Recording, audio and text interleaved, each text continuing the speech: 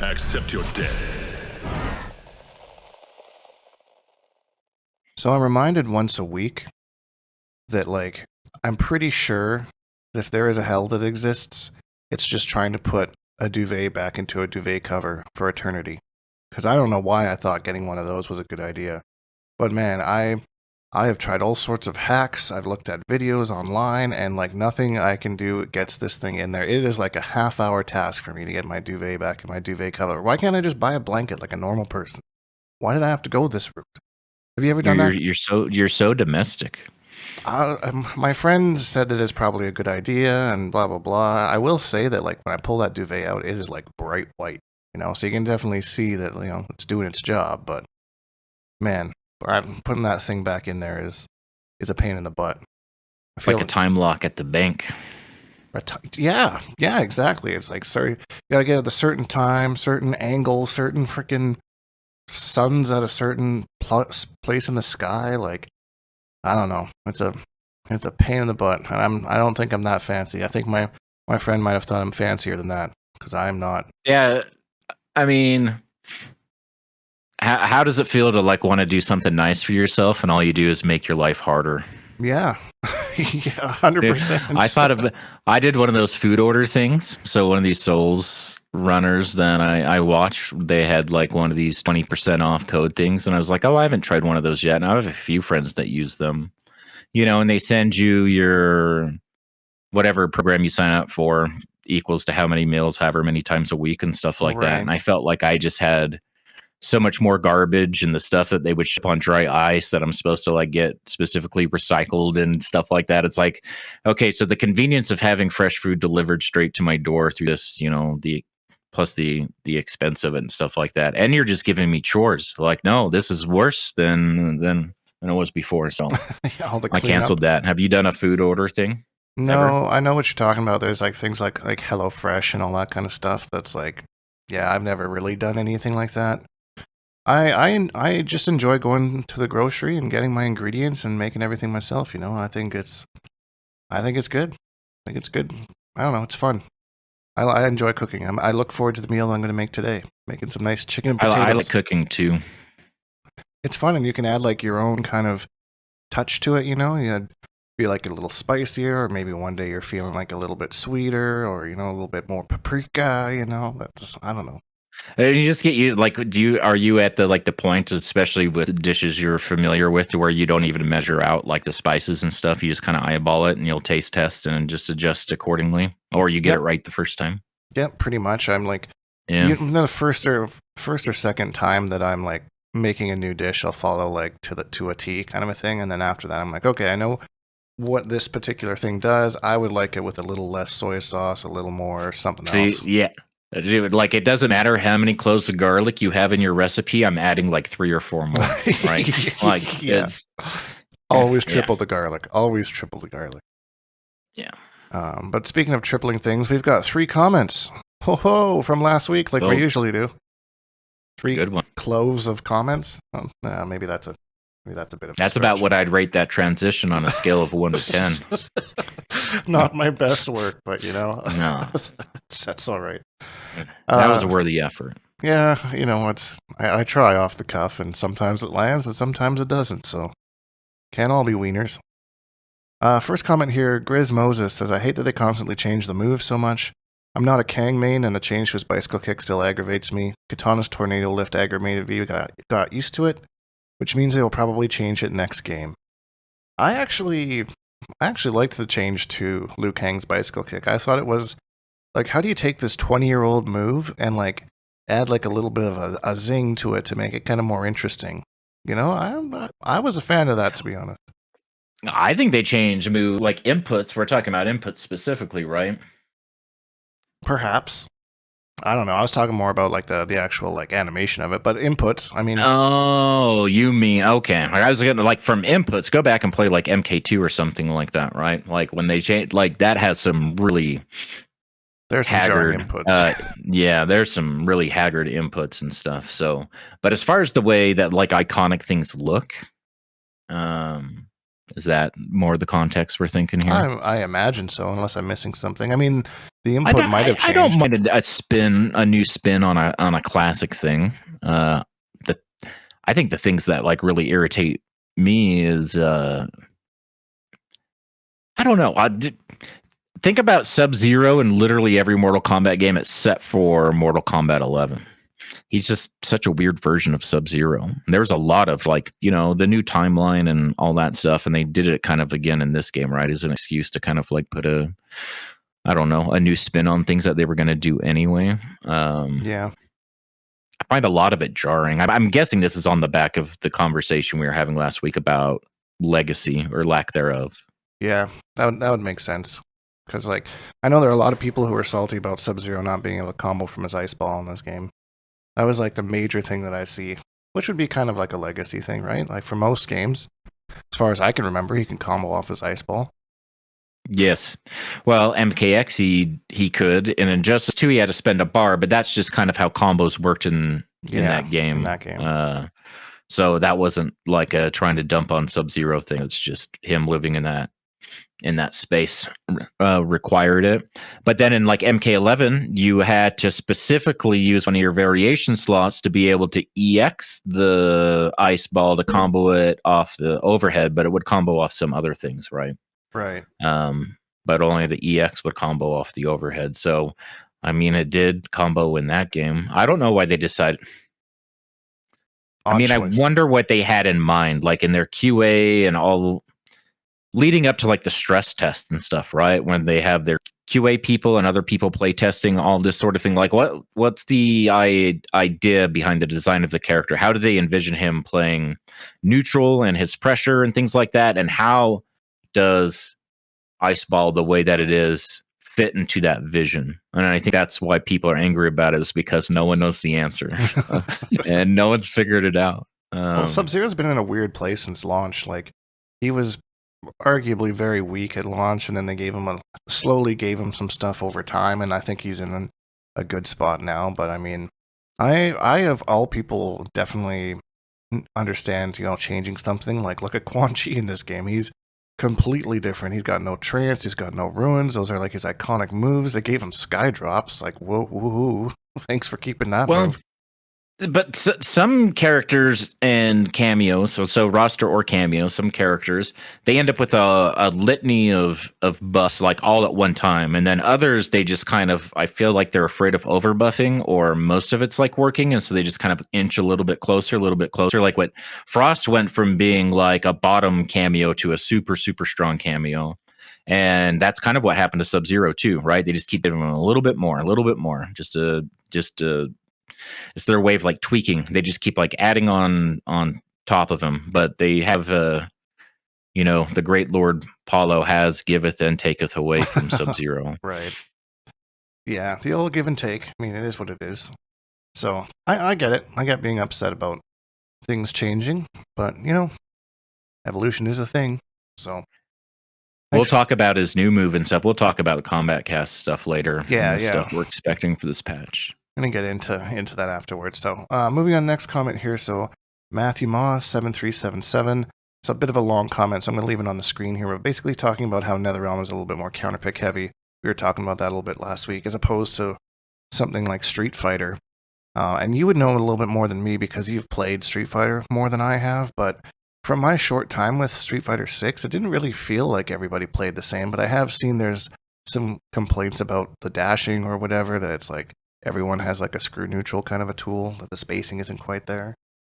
Well, yeah, with Drive Rush, and so anybody can just fuck neutral into plus frames, and a lot of characters have throw loops or they have really oppressive zoning and stuff like that. But that seems to be I think the narrative we're hearing about Street Fighter 6 right now, especially after Capcom Cup just ended and Street Fighter League. So it's fresh on everybody's brains and lots of people like talking about it, is that it's kind of samey. When you talk to a lot of top players, a lot of like the game plan is the same, even though they're using, I'm using finger quotes here, like different tools. If we go back out to the macro level, look at the broad strokes, like everyone's got the same kind of like basic game plan. And so it gets kind of stale. I think it's just, a symptom of the meta being kind of stale. Kind of like MK11. It hasn't changed enough, you know? Right. That makes sense. And I mean, I would say, yeah, definitely between MK1 and MKX, I would say both of those are, yeah, like you said, but like the commenter says, very variation heavy. Everybody is just so different in what they do. MK11's the outlier to me. That poke throw, big mids wins the game. That's what that one was. But I mean, MK1 and MKX for sure were different. And I would agree that, they are big counterpick heavy games. So, yeah, I would take a counterpick heavy game over something where everything's the same. That's kind of what my thought process is. That's more engaging for me, Okay, you counter with this, so I got to go and counter with this. And that's why I really like the Cameo system, because you can keep the character that you really want to play and just kind of change things up a little bit. I felt like the variation system was just too big of an overhaul of the character, but I'm not sure if you have thoughts on that, Hater. That's just kind of how I felt. I don't like the variation system. I think it was novel enough for like MKS, but I don't think it should have continued beyond that. That's just my opinion. But I was gonna say to the prior point, what were you just saying? I totally just lost that thought. Talking It about doesn't matter. how like variations and cameos and how you can play the character you want to play. Then you just mix it up with the cameo instead of removing an entire moveset like an MKX. What you were saying right before that? But MK11 was stale. Poke throw, big mids win the game. No, you lost it. Dude, it's gone. Oh my gosh. Yeah. Not even a thread. Okay. The brain. Moving on. Moving on. So final comment here. FR Stack 3006. My biggest cameo hate is the crazy cooldown times, and I feel like for the most part, that's been rectified outside of Goro. They are really scared of Goro, like over-buffing Goro, and it's very, very apparent to me. And it's got to be something to do with that unblockable. Even though Jax has an unblockable. It's for the same reason that Sub-Zero's Ice Ball hasn't changed, right? We were just talking about the philosophy behind doing something like that. Whatever that piece is that nobody understands is what's behind Goro's cooldown too. Like, of all the adjustments they've made, that's the one thing they don't want to touch. That's very clear. Yeah. Don't you think? 100%. And I've said this before in the past that like there could be like a group of them in the QA room that's like looking at all this Goro hate online, and they know this one like crazy thing you can do with them, and they're like, how did you not figure this out yet? They're pulling their hair out watching everyone just be like, buff Goro, Goro's useless, blah blah blah blah. And they're like, you don't know what he can do. You're missing a key component to playing this cameo, I think cameos are definitely ready for like a meta shakeup. I think what's making this game feel stale right now on the topic of cameos is that how homogenized cameo picks are across mainly Janet and Mabato. So it's 2 cameos instead of just Chameleon for everybody or just Farah for everybody, right? So now we're at the point to where we're seeing 2 cameos most of the time instead of 1 cameo most of the time. So as unfair as it would be, in the interest of keeping the game interesting, maybe those cameos should suck. And then people figure out all this cool Goro stuff, but there's no reason to use them unless you want a style or you got an attachment to them or very specific synergy. Like we've seen we've seen Shang Goro and some other like pretty crazy stuff. The pause trying to think of who the hell has been playing Goro. Wraith. Yeah, Wraith. Wraith, number one. There's a bunch out there, right? But he's the one that I always see. Yeah, and you used to see Tanya Goro all the time, but then they nerfed her armor, so then there that goes. But who knows? We'll see what this next patch comes up with. I expect it to be a big one. But we'll see. There's lots of changes they showed off. Striker's getting a new move. It looks like it's an ambush, which is kind of crazy. Like, it'll be interesting to see what kind of stuff. I'm kind of worried that would make things go back to the do unsafe shit, have Striker come out, go into more pressure kind of a thing, Like kind of what Baraka Kano does. Or Baraka Striker before, just in a different way, Yeah. I like the throwback, giving him that classic from MK3.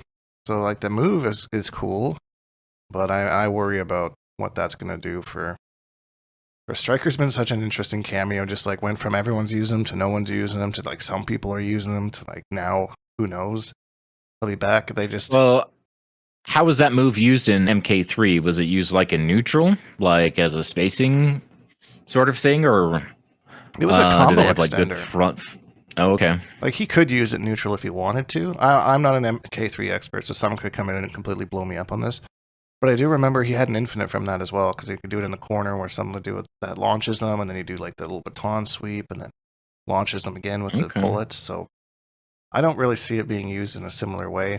Not saying it's going to create infinites this game, but like, in the same like kind of combo styling that it was used for in that game. But I mean, I think I played it was a character with Striker, and they're actually using the baton sweep and then the Striker overhead, and that's really annoying in certain matchups. I want to say it was like maybe Omniman Striker.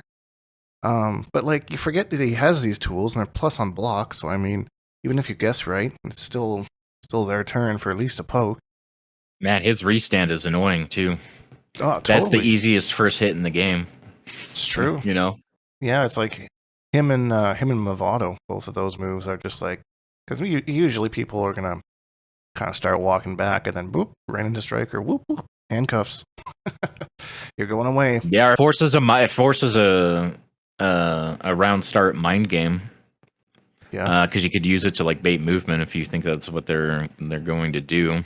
Because you can forward dash out of both of those or duck them, which means that they're not moving, right? They're just staying in place. it's true. It's true. They're not moving. They're stuck there. So I haven't played around with Striker too much, but I'm jogging my memory here. I don't think we saw any other Cameo changes as far as new moves or anything. Oh yes, the Tremor Rock. That was interesting. So it kind of works like how it worked in MKX, where it gives you an interactable that you can throw. The Tremor interactable. Like Tremor needed something else. Right. Like these Tremor teams are going to be unstoppable. Why did they buff him again? Oh my gosh, he's crazy. I have so many thoughts on this in general, but like, yeah, like, and then I'm watching the Reiko stuff, and he does like an instant air jump off of Tremor into like the grab, and it's like, oh, Is that Lord. did they just showed that, right? They didn't talk about it, or did they? Is that a crystalline only thing? They briefly talked about what it does, but I don't think they mentioned if it was a crystalline only thing. It would. If I recall correctly, it was green, right? Like it was crystalline, the interactable. Yeah, he was in that variation when he did it, and Yeah. it would make sense because in MKX that was a variation that got that same move. So And the Cameo, that's the only variation that only has 2 moves in it. So they Right. probably just want to give something more to crystalline, maybe? I'm really wondering. Because it only has the armor and the reflect, right? Yeah, that's it. And then of course the cycling through for the low on the aftershock, which should be a move in itself, but yeah, only those 2 moves. That's cool. It's They want to give you like more of a reason to be in that variation, maybe. Yeah, because you only really see it just to cycle through to aftershock.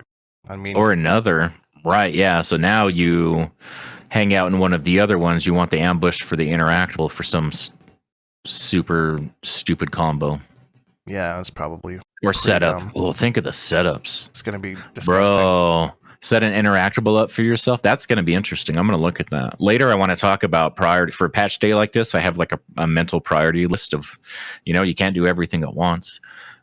So what you want to look at first? Like while we're on the topic of this, are we done with comments? Was that the last one? That was the last one. Yeah, we went through all 3. All right, that might be a good transition to start talking about what we saw in the combat cast then, as far as new things for characters and cameos. Yeah, so we kind of went through Tremor, Striker. I'm trying to think. We don't think we saw much else on the Cameo front. Nothing that stood out enough for me to remember. I gave it a quick watch over yesterday just to refresh my memory a bit, but that's we saw a couple changes for certain characters. One that makes me super duper salty is Melina. Like, they gave her like a V trigger, I guess. They gave it reminded me of Feng Shui, Jury's level 2 in Street Fighter 6. Right. But that game is, linking buttons, right? It's not like really strings, but this is like the Mortal Kombat version of that, where she can cancel strings into other strings. Yeah, What 'cause I she immediately needed thought that. when I saw that is like she can already use her fatal blow off of a standing 1-2, which is like what they used to hit confirm into that example. If she went into ball roll and dash canceled to a standing 4, and then dash canceled another standing 4 and canceled that last standing 4 into fatal blow, it's like it's more than 500 damage. It's like 505 or 517 or something like that. So That's crazy. why go through all that crazy bullshit for less damage? But then it went into, because the first comic got ended short using Lao, which is a common team, super high synergy team for Yep. Melina anyway. So it's not even like it's some crazy out there example. She canceled her. That was the one where she canceled her sweep, her back 4 into another string and got. So that was like a combined 700 damage through that setup. Yeah, that's insane. Like, she didn't need that. It's hard enough to block her anyways. So now you have to block her with freaking she canceling her own strings into overheads and. So for my Melina team, which is Melina Sector, that means that I have 3 fatal blow options, which I think is really good. You know, been playing Fro Magnumans Ermac. I haven't played MK like in a little bit. I'm pretty dusty right now. But like when you're playing, and he plays Ermac Janet, right? I'm in like my third 20-second Ermac Janet combo. And I was thinking to myself, you know, I would give up my fatal blow if I like in exchange as like a combo breaker, right? Right. And if I'm in fatal blow territory, I don't know how the game would make that distinction between regular breaker and that. But I was like, it'd be cool to be able to use that for something other than just kind of like a damage cash out or comeback or something like that, or come back like in a different way. So I encourage this. I don't know how this is going to play out, but I definitely like that they're messing around with that. They already have with cancels. Like some characters have cancels, and Takedo's is unique, and Johnny Cage's is Johnny Cage's. Like his height I think stuff. it's cool that they do stuff like that. So they gave the same thing to Baraka too, but Baraka's takes his health away as he does it, and Melina's didn't seem to do that, which is interesting. Well, she has a huge dagger at the end, though, right? So she's going to be stuck there for probably like 60 frames. So she's going to have to be able to set that up. Like she needs to end that whole sequence with enough hit advantage to not get punished on wake up. They said at the end she's got that big stagger, so I think that's the trade off. So if you and Baraka's instead of sorry, go ahead. I'm gonna say if you block all that ridiculousness, then you're rewarded with a pretty clean punish. So that seems like an okay trade-off to me. We'll see how ridiculous it actually is, but it depends. Like what else? People are like, "Hey, can we special cancel the first hit of her forward 4, which is her overhead?" Right? Oh man, is it because you would think, well, if it doesn't have a special cancel window, it can't cancel to another string. But we saw the cancel off the back 4, so it'll be interesting to see. So she can cancel her strings into her other strings, and Baraka can cancel special moves into other special moves. Baraka looked cool. Baraka needed something to like spice him up. He's just way too boring as is. I don't know if this will be the thing to do it, but I mean, it's certainly something. And the little demo that they showed looked cool, and he was using those kind of like air down sparks that he never gets to use, so that was cool. Not even the combo. That very first, I agree, that demo was super cool. The projectile being canceled into the chop looked sick. Yeah, like, that looked really cool. That was cool. I might actually try him now. It depends what this... Because Baraka, I've been very vocal over the years. He's one of my favorite Mortal Kombat characters. I love him so much, and like his story in this game is just perfect. You know, chef's kiss. He's no longer just a grunt. He's got his whole thing. So I really wanted to play him, but then he's just so dry. Back 3, forward 3, back 3, forward 3. I mess with him a lot. Not a lot. I mess with him a bit. Like I leveled him up in Invasions one season and stuff like that, and it's kind of like, oh, I like this character. And I played some matches with him, but yeah, it didn't really stick for me. Yeah, so I hope this spices him up enough to be kind of interesting to play, but we'll see. There's still like 90% of the roster that didn't show off at all, so whether they're hiding some big changes for them or not, who knows, or if they're that's just nothing. Nothing's going to happen. Everyone's speculating, but until we actually see the notes, we'll never know for sure what to expect. But I think that we've seen all the changes. you think so? You think there's nothing else other than this? Maybe a couple slight frame data changes, something small.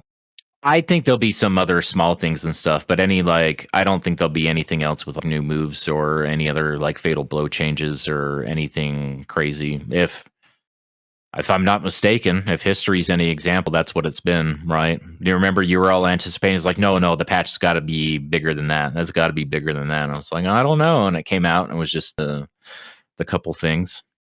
Yeah. The patch after Evo. That's true. That is true. The Farah patch? Was that the Farah patch or after the Farah patch? That was a Farah balancing patch. I don't remember. Either way, you're right. I tend to get overexcited for these things anyways, especially because like this could potentially be the last patch that this game sees. So it'll be interesting to see how they want to go out here, assuming that there's nothing insanely busted that they find with T1000.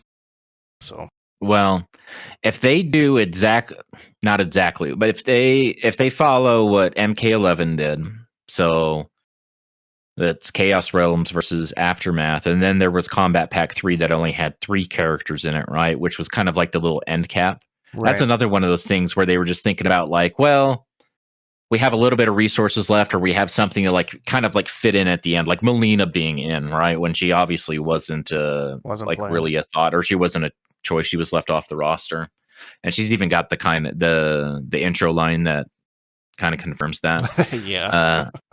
So something that they did after the game was released that maybe wasn't planned at the beginning. I bet you will get like something like that, and it'll be like an MK11. I don't know. That's just where I'm leaning. I would love that. I'd be totally open. Obviously, you don't have any evidence.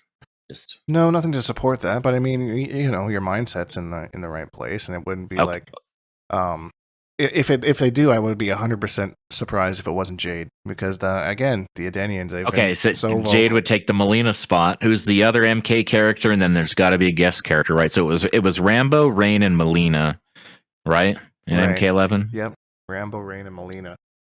So you got Jade. I don't even know who else you would put in there. I mean, what did you have, like He-Man or Skeletor? I'm trying to think of like characters from that same era, like. Oh, for DLC? Yeah, because like for their guest character, because they seem to be going hard with the 80s action movies for whatever reason, but I don't know. Freaking throw Babe Ruth in there. Well, they kind of have this like this TV mature audience comic book hero thing going on with Omni-Man and Peacemaker and Homelander, and then T1000 and Conan. Who's the other? Oh, Ghostface is kind of like breaks that, right? He's the horror character, the outlier. So maybe they would have to round it off with another horror character.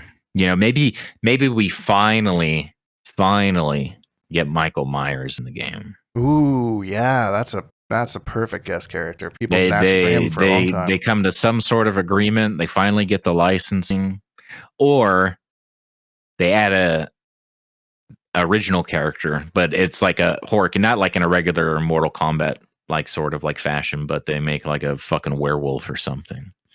I mean, you could throw Floyd in there potentially. Actually have him as a complete character.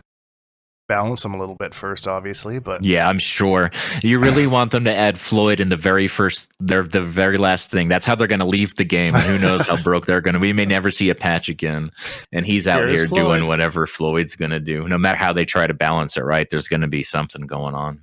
It'd be interesting to hear his intros and hear what kind of a story they could make up for him.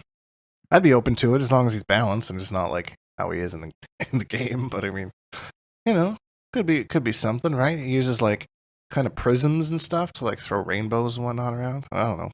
It looks cool. It doesn't look like it was phoned in. It looks like he's not just a ninja that's wearing pink. Like all of his special moves, no matter how recycled they were, they all looked unique to him. They all have like really great attention to detail. I love the prism wall thing, like you were saying. That's so cool.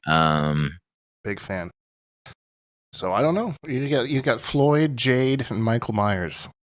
Would you buy our Combat Pack 3? I want Scarlet in this game. Oh yeah, Scarlet would be sick. I feel like that's probably not on the table though. I feel like her comeback in MK11 was she's got to sit this one out. Maybe in the next the one. wrong game to make a comeback in. Yeah, she's just got so much cool stuff on her own that she can do. I feel like she wouldn't. A Cameo would kind of be like, meh, to her. It'd be interesting. I hope for the next one they kind of go to like an MK9 style where everyone's just kind of got their move set and fundies and that kind of thing. But who knows? I don't know what their plans will be. They're gonna bring cameos back. I wanted to ask your opinion on the Tanya changes because it looks like they've changed her her little charge thing to actually be like comboable now, so you can use it to extend your combos. Well, like you can spend a bar, it looks like, for a full charge, and then cancel that. Still have enough time. You have cancel advantage from that. So that was like a standing 3 into the EX charge, into another standing 3 into the down forward 3 to use the charge that she just spent the bar to build to do the combo. I'm really interested to see what the damage scaling is going to be. If that's going to be because she can already spend a bar to do the drill kick. Right. So it would have to be like a better combo and hopefully not just style. I feel the same way about what they're adding to Sub-Zero. Even if well, we'll talk about Sub-Zero in a minute. Tanya's like I said, like it's a good point to introduce the priority list, right? What are you going to try first? Tanya is my number one thing I'm going to try first, like that sort of stuff, at least just to look at the scaling and maybe what other implications there may be with that change. Yeah, I mean, it does look cool. It does look like she needed a shakeup because after her, I feel like they didn't quite compensate her enough for taking that armor, safe armor away or whatever. Which I don't disagree with that move, but I feel like she needed a little bit more than what they gave her to kind of compensate. Yeah, it's clear she's still lacking a little bit something, despite how much they gave her. And those were all like good changes, but still not quite enough. So just a little bit something more. I don't know. What are you going to look at first? Well, there's a very high possibility that I will be looking at nothing because nobody that I play was mentioned at all. No Sector, no Shujinko, no Quan Chi. No, I guess I play Motaro with Sector, but I could care less. I really just want to play Quan Chi Shujinko. Like, I really, I have Quan Chi, I've got Shujinko that I didn't know I'd love as much as I do. I really just want to play them, but they're not fun. So I'm hoping that there's something that changes to Quan that makes him a little bit more oppressive as his owner so that I can actually play the team that seems like it was meant for me to be played for 20 years, So, I don't know. I'm hoping, but, they didn't show anything else, and I'm pretty sure Quan Chi is one of those characters that if they were going to give him something, they probably would have shown it, or take something away. I mean, they could nerf him, too. Everyone's bitching about the armor portal, and I don't necessarily disagree with it because it's one of those things where it just kind of stops you from playing the game for a while. So I get that. But I don't know. I don't really know. I'd be a fan of maybe taking away the EX version of the armor portal and making his other portals last longer. So instead of just 2 moves from the purple, he can do 3 or 4 or something like that, and then the push away portal becomes like a true wall like it's supposed to be, or lasts longer or something. Interesting. But I don't know. Well, that's what I'm hoping for, but nothing that I guess I'd probably be the most excited to try out Madame Bo out of everything that I've seen. I was pretty interested in that Pretty Cameo. Smitten? Yeah, pretty smitten with old Madame Bo there. Had some Drunken Master stuff going on where comes out, and I love how if you have the 3 drinks, she just refuses to serve you for a while. That's such a hilarious little little thing. You got to puke it out. You got to puke it out. Do you have to puke it out? You don't have to, I don't think. You can use it in a combination of different ways, depending on how you want to use your charges, it looked like. So you got your extended dashes, which is pretty crazy. It's just like a stumble. You got the belly flop. You got the puke. It's like having Farah on your back. I saw someone mention, I was like, that's a good way to put it. It looks a little bit similar to, you kind of get the Farah stagger. It'd be interesting to see what the recovery is like. But very similar to other things that I was kind of concerned about. She seems to have some pretty solid ambushes, like the throwing the bottle at you. I do like that little low that she does where your character kind of hops over her and she goes over to the other side. That could probably create some crazy mix. That would be really good for Quan in the corner with the armor portal, I think. I love stuff like that because it allows you to hit them into her, right? So when you get these, you lab to get the timing for these sorts of setups, but gets you lots of opportunity to basically hit them into her. She keeps them from hitting the ground by hitting them back while your special moves coming out that you canceled from the hit that you used to hit into her, right? So you get this kind of like back and forth thing and you get some real fuckery. Like with Sector and stuff, I'm sure. And anybody that's got kind of Geras is going to be a nightmare. I feel like with Madame Bo, just. Can you imagine you get the clone going and then Madame Bo on top of that? And it's just like, I wonder if they'll let you use the clone at the same time. Doesn't he have some cameo restriction? It doesn't allow him to do something and have the clone at the same time. I think you're right. Yeah, I think you're right about that. It'll kind of disable the cameo for a duration so that you can't do that kind of craziness. Maybe. I seem to recall something like that. But yeah, Madame Bo looks cool. She's got her fatal blow is awesome, Everybody saw that. I laughed so hard when she just grabs you by the ear and just starts smacking you with her shoe. Like, if you know, you know. Right? You know. What's funny is that, yeah, and they even just lost teeth. The teeth go flying out. Yeah. Super funny. Just like breaks your jaw with a shoe. It's like the whole X-ray animation there. It was so funny. So I'd say I'm most excited to try her out at this point in time. I expect probably a really slight nerf to Sector. Probably they might take away the flamethrower, the safe flamethrower coming out, hitting the cameo. It would be something small like that. I'm just expecting something small for Sector. I don't think they'll take that out. I feel like that's NRS working as intended because it does technically hit something, and you see cameo How many times do people use cameos as meat shields intentionally to get away from like a projectile? This is just like the inverse of that. That's true. And it's just the concept like Noob Cybat throws out a ghost ball and your cameos on the screen and they get hit. That ghost ball ends up on you. Why are people not more mad about that than they are? Maybe they are than the flamethrower thing. I feel like that's just the way that cameos interact with the game, and that's the risk of having a cameo out on the screen. That's like just something that you have to be mindful of in the Sector matchup. That is huge quality of life. Yeah. So, but I don't think that's like super I don't think that's game breaking or anything. I feel like there's a million things like that happen with cameos in this game. Yeah, that's true. That's why you got to be careful about your cameo being on the screen, right? Make sure you're doing it when it's safe and or whatnot, because things like that can happen. Like, yeah, that noob thing makes me salty. Like, why am I having the green shit on me when my cameo got hit? Like, put it on the cameo, and then if I throw the cameo out, then you can blow up the cameo. That'd be funny. That would look really good. That'd be way too much animation. True. I don't disagree. But then lastly here, what T1000 actually I thought was looking pretty cool. I had very, very low excitement levels for that character, but man, it all depends on how negative those pokes and those moves are, because he's got the range. Holy crap. He has the best back throw I've ever seen in my life. I love that animation. That looks so cool. Just like slides through you. It's like liquid metal all around you. Creates like turned around, inverted, right? It's a very, very nice.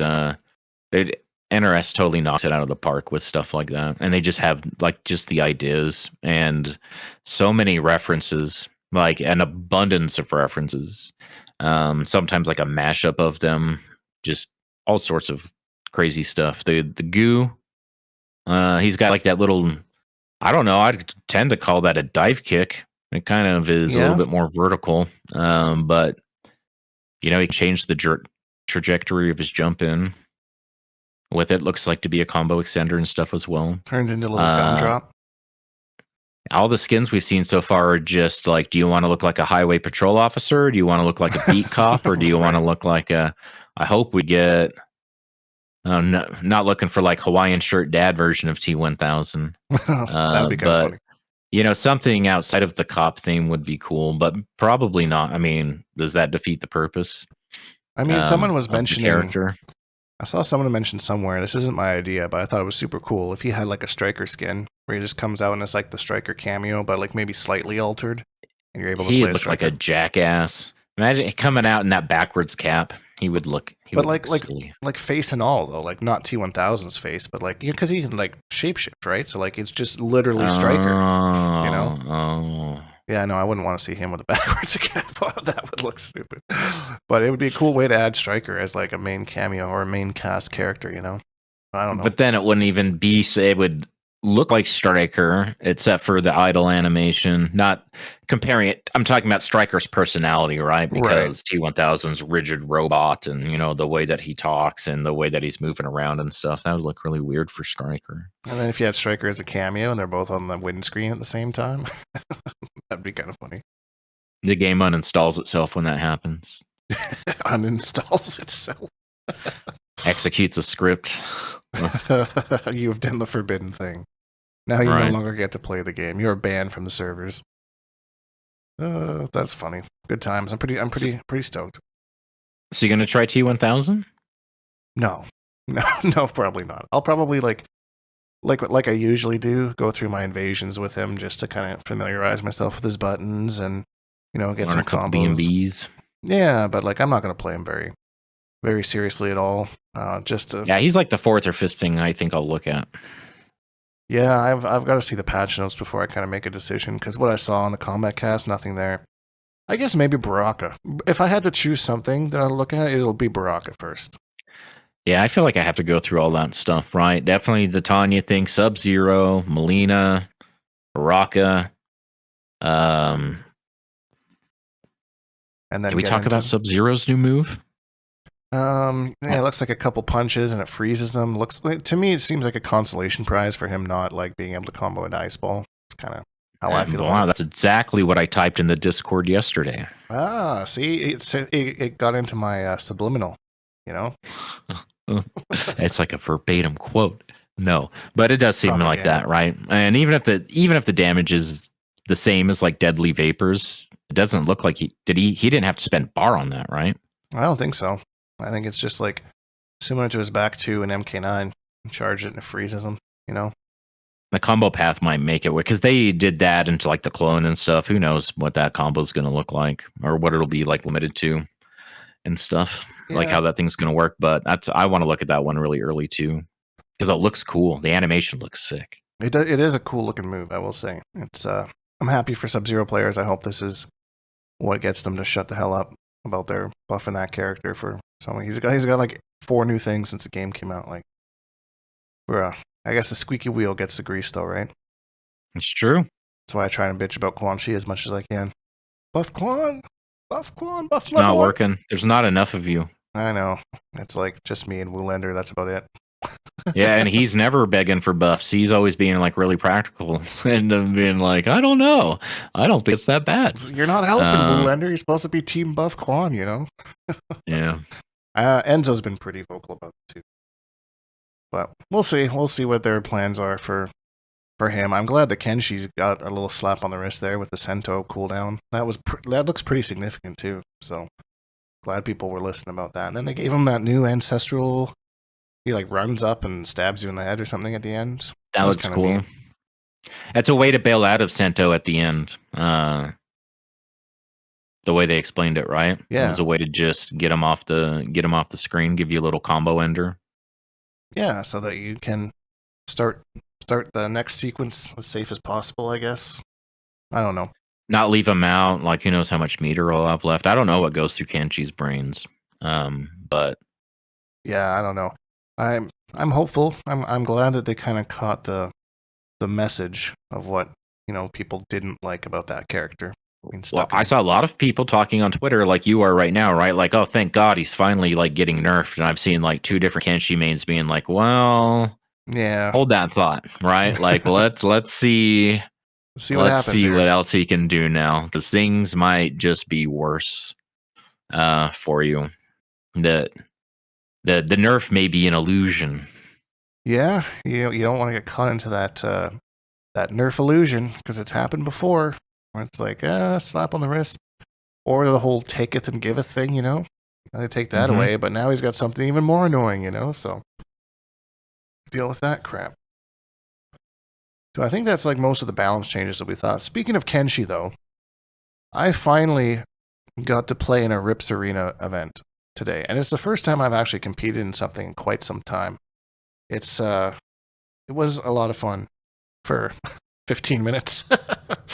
They're doing like a single elimination thing, just like a last chance qualifier idea. And Rip's been, every time that I'm in Rip's chat, he's like, Shujinkydink, we need to get you in here. Like, need to get you in the arena. And I'm like, all right. It's like, I finally had a time when you're not streaming while I'm working, and I have an event that I can sign up for, and I do it.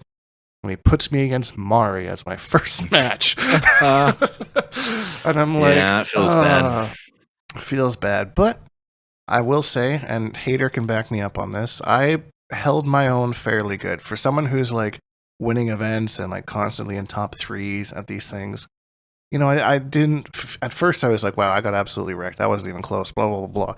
And then we went back and we all watched the replay in the Discord. And I feel better now. I managed to take a game. So I was, didn't get, 3-0'd, but 3-1. It's important to watch your replays. It is. It is. And not rely on your own recollection of what transpired in a match. It's like an out-of-body experience watching your own replays, and sometimes that's super cringy, and sometimes it's very educational. Yeah. Sometimes it's both. Honestly, one of the things that I like to do the least, but I also, it's one of those like do as I say, not as I do kind of things, because it is so important. And even going back today and watching my, the 4 games that we played, at the end I was like, okay, there was a lot that I did right there, and a lot of it that was just, I guessed wrong. And I mean, there's only so much you can do about that. Right. I feel like every time I watch one of my own replays, I go in looking for like, okay, what is this bullshit they just used to steamroll me, and how do I counter it? Right. I need to start Right. like what options do I have as noob or as Melina to deal with this? But before, as I'm getting to that point, is like, okay, yeah, I remember it was in round 2 or whatever. And as it's getting to like that point, I'm already see like 2 or 3 mistakes in my own gameplay outside of the moment, even if I didn't remember that part, but it's like clear as day, and it's like, oh my god, this is not at all as bad as I thought it was, like in the moment, right? This doesn't look like airtight pressure. I just made like all these mistakes, right? Just bad decision making. Yeah, like one thing that Koala pointed out was that I wasn't ducking the kick and just giving Mario plus frames, so Yeah, because there's either the kick or the high or the kick and the throw. So like ducking beats both those options, so I'm not really sure why I was even blocking to begin with. There is a threat of that mid knee, but I mean I don't think that's unsafe, but it's negative, so he loses his turn. So that was one thing that I learned. Homelander kind of always makes you kind of have overheads on the mind, I think. Yeah, because the floats and stuff, and I wasn't expecting Homelander from Mario. I was expecting Kenshi, but I was playing Sector, so I'm pretty sure most of the Kenshi community think that's a bad matchup for Kenshi. So, but I mean, I've played a ton of Homelanders in Combat League, but when you get a player of Mari's caliber playing a character Homelander's caliber, oh man, like the defense was solid. It was really hard. Teched like every single one of my throws. I managed to get a couple cheeky overheads, but that was about as much as I was able to get. But really made me think about, maybe seeing how much sweat I still got left in me. If I can kind of really like work to level up and see if I can maybe win some sort of random online thing or something, or at least place well or upset somebody. Because I feel like I have the characters cameos to do it. I just need to dust off the skill level. Yeah, and you need to. We talked a little bit before we started recording for the podcast. We stopped ourselves so we could talk about it here. So kind of like what that led up to was, how much do you really want to grind to get to that? How much time would it actually take? Or is it just a matter of using your time well instead of playing ranked for an hour, play a first to 10 against somebody that you think is going to kick your ass? And if that only takes a half an hour, then make a first to 20. Right. Things like that. Yeah, because like I'm not really. The Combat League has its own kind of mentality, and it's its own kind of meta, of things that aren't exactly optimal. to some extent there are. We got like mixing and stuff, but like it's not the same as playing like the Homelanders that I play in Combat League played absolutely nothing like Mari did. You know, they just kind of teleport in and mix, and sometimes you guess wrong, or they get a couple mix with Farah or something like that. So I mean, it's a lot different playing at that high of a level as it is just playing somebody who picks up a couple combos with the top tier, right? So Well, and another advantage of like a long set is that you kind of get it like beaten into you, like really, really drilled into you over and over and over again. It's not just, 1, 2, 3, okay, on to the next match, and then you run into it, because you're not just playing against the character, you're playing against the player, and you don't really have, say first to 2 versus first to 3.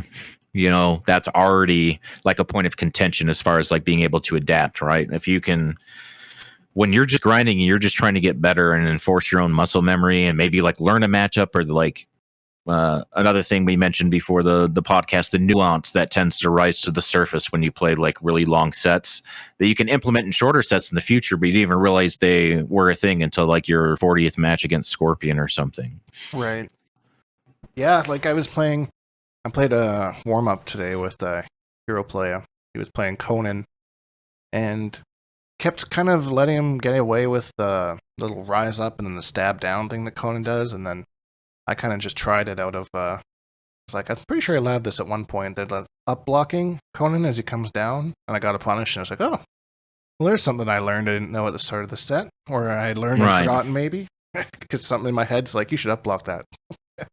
So, and little things like that, right, that you learn, and then they adapt, and then they start being a little bit more careful about that, so you got to think about other ways to open them up, and I mean, and the leveling up process. The more I talk about it, the more excited I am to actually do it, and kind of get out there and start playing some meaningful sets and just seeing if I can improve as a player, because there's a lot of things that, and I say it at the end of most matches, I'm like, I need to do this more, I need to do this more, and then every stream it's the same thing, I'm just saying the same thing, and I never work on it, so those are things I should get grinding and kind of, but I don't know. I have a lot of fun just playing this game with no fucks given. I'm just playing. I know what I can do. I'm not really worried too much about winning or losing. So I mean, I feel like if I'm there's no stakes. It's very relaxed. Very relaxed. It's kind of, and a lot of people would say Combat League isn't very relaxing, but sometimes it is, and sometimes it gets to me. But I mean, I don't know if I start sweating and grinding again, stressing over losses and stressing over losing to certain things over and over again. But I don't know. Maybe I think I've been removed long enough from that I can be excited about it again, about getting back into it. So we'll see. I'll keep everyone updated here on the podcast about whether I kind of get into that, or whether I'm like, yeah, I started, and then I was like, nah. So don't get your hopes up of seeing me in a bunch of tournaments and stuff. But you never know. I might show up to play spoiler. And maybe, just maybe, we get some Quan Chi buffs. We get the Quan Jinko back out there. I have been dusting off Shang Jinko as well. That team's super duper fun on a casual level, but I don't think I would play that in a tournament. No? I don't think so. There's just too much to it that I just don't know.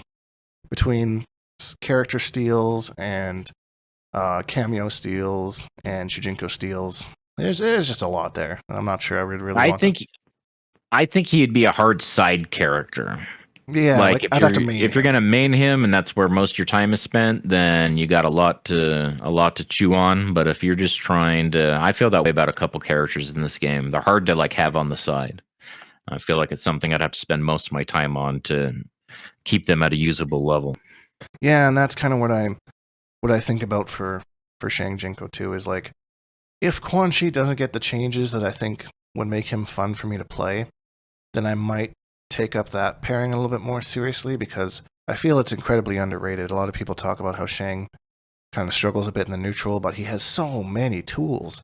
If at the worst, you just switch into your opponent and then you get their neutral, and then you're both playing the same neutral game. So like, you got a whole new set of tools, and then at worst you're playing a mirror match, which is a 5-5. So I don't know. It all sounds nice in my head, but in practice, who knows how it could actually go, right? So yeah. We'll see. It's a lot to learn, and even things that I forget about sometimes. Like I just played a couple casual games. I'm like, oh yeah, he steals sectors teleport. That's actually really, really good in the neutral where he struggles. Or he steals Farah's grab, which is really, really good in the neutral where he struggles. So it's like things like that. Just a lot of different ways to cover his gaps. So, but we'll see. We'll see what comes on Tuesday, and I'm sure we'll talk about it next week here on the podcast. So thanks everyone for tuning in. That does it for another week. If you enjoyed this, please leave a like because it really helps me out, and subscribe if you haven't because I make new videos almost every single day. Hashtag Bonehawks, all that stuff, and we'll see all you Bonehawks next video.